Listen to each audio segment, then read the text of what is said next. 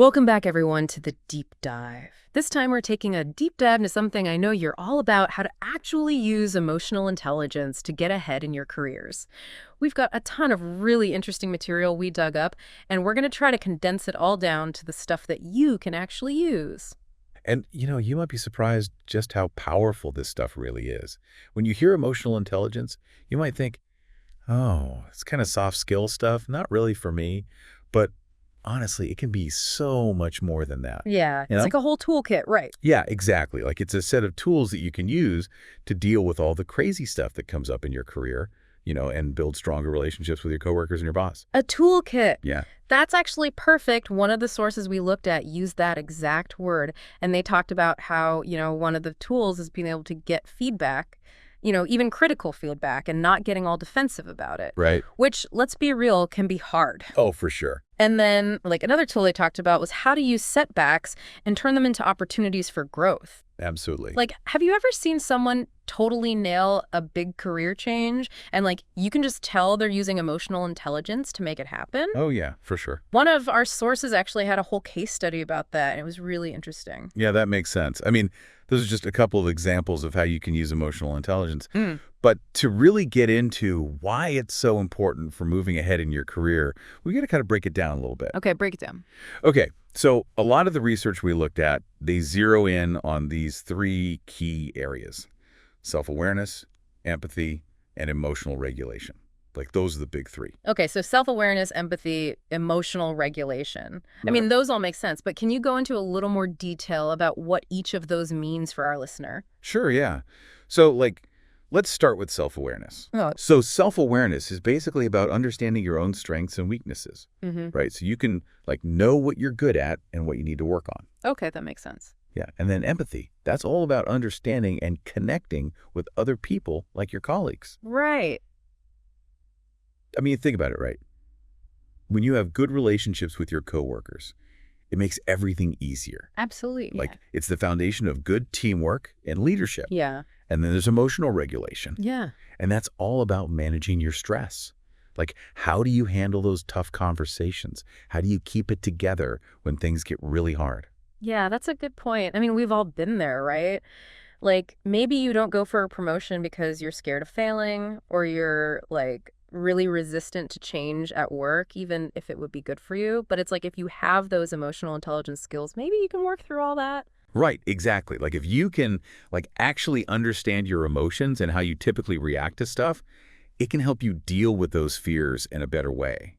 You can be more open to new experiences and feedback, and those are both super important for growing. Absolutely. And actually, one of the sources we read even recommended having a couple of go-to questions for when you're getting feedback. Oh, that's interesting. What? One they suggested was, what's one thing I could improve on that would help me have a bigger impact on my work? Oh, that's a good one. It's you're not just sitting there taking the criticism, you're actually asking for ways to grow from it. Exactly. That's really smart. And it kind of brings us to the whole how-to part of all this, how do we actually use these emotional intelligence skills? Because the sources we read are just full of all these different strategies for how to use them to move your career forward. And one that I thought was really interesting was this idea of reframing setbacks. So you think of them as learning opportunities instead. Yeah, instead of seeing every challenge as a failure, you can ask yourself, what did I learn from this experience? Yeah. About my skills or how I approach things. Right. And I think that's really helpful because it changes your whole perspective, right? Yeah, for sure. You go from thinking negative to thinking positive. Yeah. Suddenly setbacks aren't these horrible things. They're actually valuable lessons. Totally. Yeah. And that actually makes me think of another thing from the sources.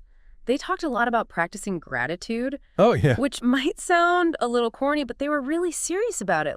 Even when things are really tough, it's important to take a minute and appreciate the progress you've made, even if it's just small stuff. Yeah, absolutely. I think when you celebrate your wins, even the small ones, it helps you stay focused on the positive. And that keeps you moving forward, even when you hit a rough patch. Totally. And speaking of staying positive and moving forward, let's talk about relationships. Building those strong relationships at work, that is absolutely crucial. And I don't just mean networking, collecting business cards, going to those awkward happy hours. Right. It's about really genuinely connecting with the people you work with, your colleagues, your mentors, and using those skills we talked about, empathy, active listening, that's where it really makes a difference. You know, it's funny you say that. Sometimes I catch myself, like, I'm interacting with people, but I'm kind of just going through the motions. Yeah. I bet our listener knows what you mean about, like, really connecting, Right. being present in those conversations. Yeah, It's exactly. about showing up authentically, right? Exactly. And actually, one of the sources had a really great tip for how to show people that you're genuinely interested in them. Okay, what's that? They said, try asking your colleagues, how can I support you in your role? But also, like, at the same time, how can I learn from your expertise?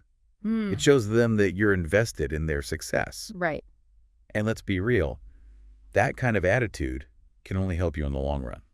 What stands out to you about that idea? Well, I love that it's a two-way street. Yeah. It's about mutual benefit. It's not just taking, Right. you're giving back, too. Exactly. You know, all this talk about relationships and support, it makes me think about another big idea from all this research, Right. which is this whole thing about staying adaptable, you know, in today's world. Oh, yeah. Things are changing so fast. All the time, constantly. It feels like everything's moving at warp speed. Yeah, adaptability is super important. Right. And honestly, emotional regulation is a huge part of that. Okay. It helps you manage all that stress and stay calm under pressure, Right. especially when things feel like totally chaotic. Yeah. If you can master that, you can just sort of roll with the punches and you can see change as just, a normal part of growing your career Right. instead of just freaking out about every little thing. Yeah, that's so true. Okay, so we've talked about why emotional intelligence is so important and some specific ways to use it. But how can someone actually use emotional intelligence to create a career path that really fits with their values and what they want to do with their lives? You know, we all want to feel like our work means something. Oh, absolutely. Right. And that's where emotional intelligence can really help you do more than just climb the ladder. Yeah. It can help you create a career that you actually find fulfilling. Right. One of the sources we looked at had this really cool exercise to help people do just that. Oh, interesting. What's that? They said, take some time to think about what really matters to you in your career. Okay. Like, is it creativity? Is it being a leader?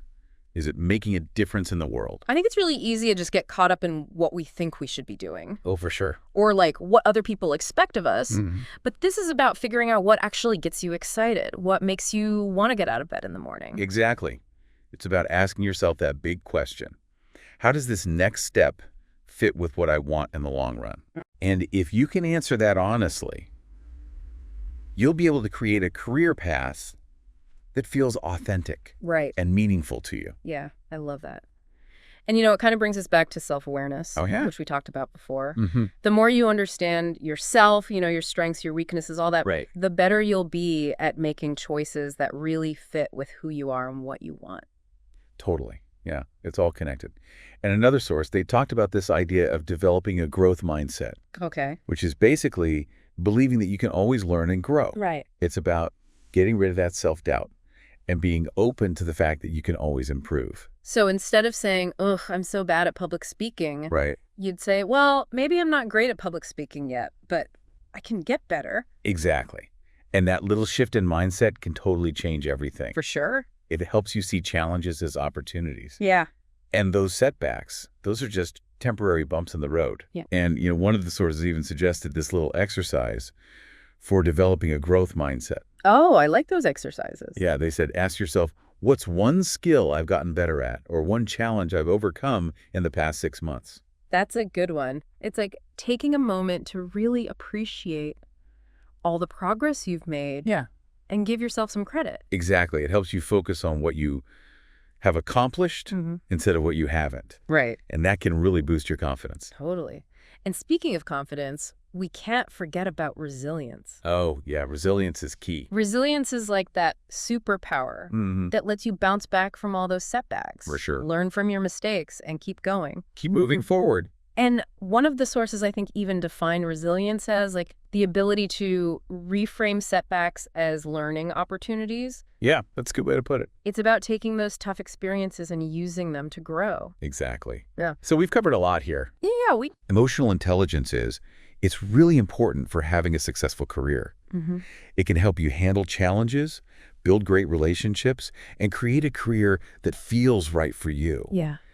But it's not just about understanding these ideas. Right? It's about actually using them. Right. Putting them into practice. Exactly. And that's where the toolkit analogy comes in. Yeah. You've got all these great tools available to you. Right. Now it's time to actually use them.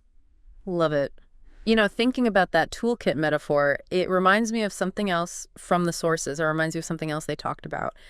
You don't just like master emotional intelligence overnight. It's like anything else you want to get good at. It takes practice. Yeah. You got to keep working at it. So, like, as we wrap up this deep dive, what are some things that our listener can start doing, like, right now to actually use all these ideas? Well, one of the sources had a pretty simple challenge. They said, ask someone you trust for feedback. Yeah. Could be a coworker, your manager, a mentor, whoever. But pick one specific area where you want to grow. Mm-hmm. And, actually ask them for suggestions.